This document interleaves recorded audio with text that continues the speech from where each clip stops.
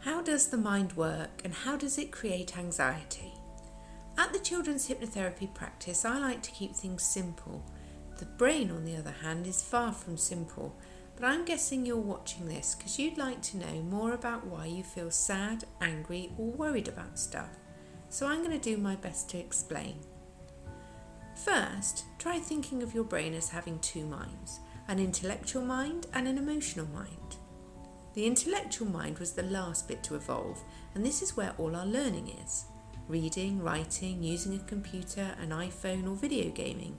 All this stuff we had to learn once, and then, depending on how much we practiced, we could get pretty good at it. The left prefrontal cortex of this part of our brain is happy, coping, brave and really positive. So that's the intellectual part, but there's another part that doesn't seem quite so clever sometimes. The emotional mind. This is one of the first bits of our brain that's made, and it hasn't really changed since we were cavemen and women living in the jungle.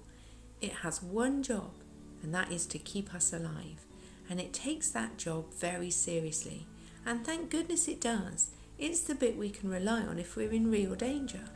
It prepares our bodies really well if we need to run for our lives, and it can give us an almost superhuman strength if we need it. When the emotional part of the brain gets involved and starts to kick off, this is what happens. The amygdala acts like a security alarm, and when it goes off, it sets off a response in other areas. The hypothalamus chips in and produces a chemical response to the body. It gets your heart beating faster so that you can get more blood into your legs to run fast and to your arms to strengthen them to fight hard. You will want to get out of the situation, run away or hide, or you might want to lash out and fight. So if we need it when we're in real danger, all that stuff is great.